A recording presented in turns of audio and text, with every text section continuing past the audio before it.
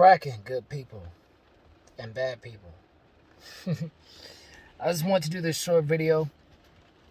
I just felt impressed on my Mwanda, on my moyo, my soul, my spirit, to just do this short video. Just a little something about myself.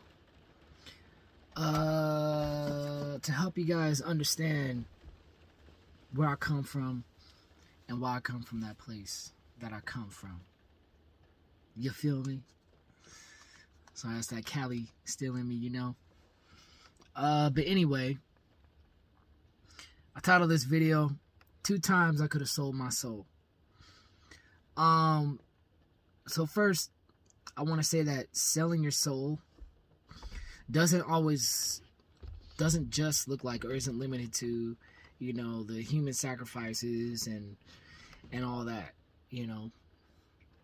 Selling your soul is a personal,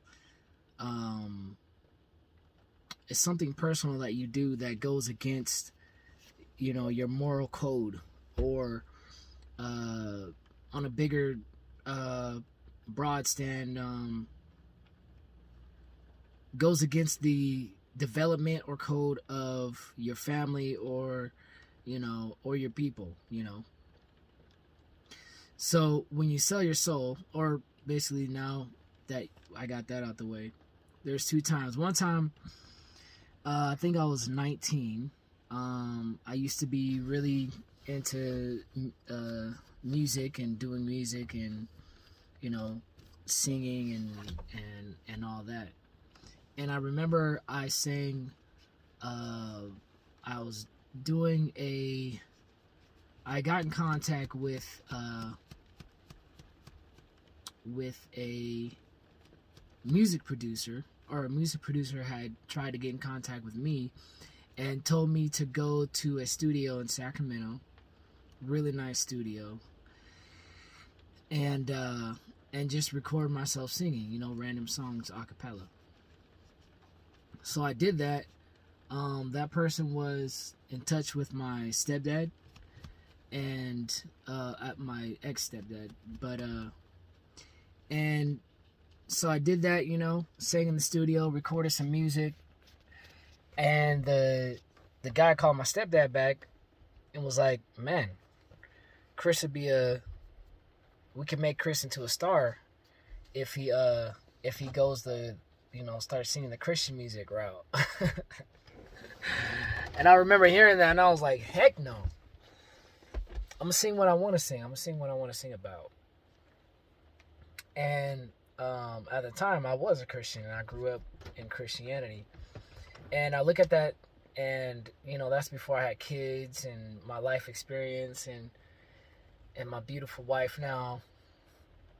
And I look at those moments where I could have said yeah and gone down that route. And my little side note, my god brother told me, I called him because he was he's a really good singer and was in the industry, and on both sides, the Christian industry and the secular, if you want to call it that, industry. And he told me on the phone, he said, "Chris, I'm gonna tell you something. The gospel music industry is worse than the R&B secular industry." And I remember I was kind of shocked, because you like to believe that when people say they're Christian, you know, that means they are simultaneously living out the scriptures, you know. But as we all know, that's not the case.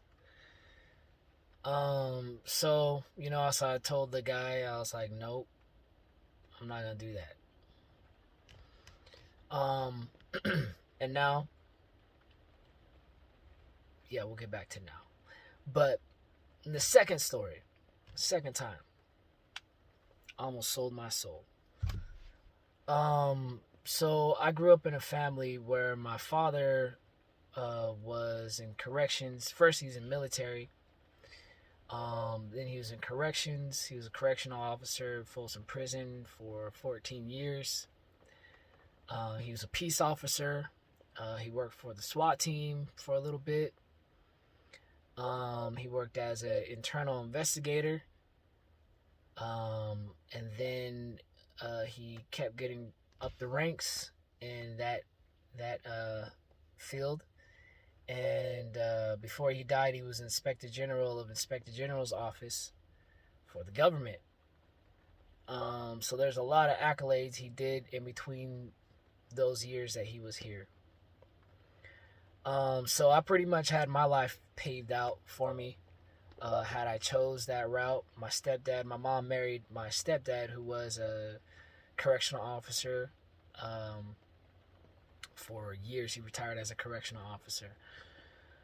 So I had and still have connections to where I could have my family set. I literally never. If I would have made those choices, I would not have ever been living on the streets, living in my car. I would have never had my family living with other families while we're trying to figure financial things out. I would have never sacrificed time with my kids to follow what the Most High was telling me to do. I wouldn't be where I'm at today as far as my stability and my sanity and my peace of mind had I gone the route that I was going in the years that I was going in my 20s years. I was going to school for criminal justice, going to college for that. It came really easy to me, really natural. Not just the physical part, but just the learning of things like that, because that's how my mind operates, like an investigator. I'm really big on justice. Surprise. And I'm really violent, so it would have fit. Just joking. No, I just have a warrior's mentality. I feel like I'm a warrior king trapped, in a foreign land. But that's a whole nother thing. But so I was going that route, where I'd be making over $100,000 a year. I would have been set. But that's when my conscience started being developed as a man, as a young man. And this was actually after my dad had died. So, I was going that route. It was really easy for me, even if I didn't have the connections. I could have done whatever I wanted to do as far as the financial side goes, as far as just how I'm built. I could literally do whatever I want to do and be successful at doing it. That's not a problem for me, and I'm fully confident in who I am and my abilities. So that was at that time when I was going to school. I had started having flashbacks of my talks with my father and him telling me, or not him telling me, but me seeing the things he was doing growing up. So I didn't know the extent of what I just told you guys as far as my father's career. But at the time, growing up, because he kept family and he kept us, the kids, and his business pretty separate, except for times where I would catch him on the phone, arguing with people and hearing little things about his investigative affairs and things like that. And yeah. And so I was recapping, and I think, and I'm pretty sure this was the Most High throwing these things back into my memory and my conscience. And so, I'm going to class and doing all these things, and I'm just like seeing how the industry works. I'm seeing how how the ins and outs of law enforcement are, you know, from a black perspective, from a black male perspective, you know, being raised in California. And I'm seeing little things that I saw that was happening with my dad, and the things that he had to fight against, and the organizations that he started. And I was like, I'm too free. I'm too free of a thinker. I'm too free of an individual. You know, my soul is too free to be bound in this system, you know, you have to be this, you have to be that. This is how you get success. This is how you know what you're supposed to do to get your nice house and your American dream. So I started killing that American dream in my 20s. Just off of a feeling, you know, and off of my own personal convictions. So that never stopped. After that, it was kind of over after that. Fast forward to now.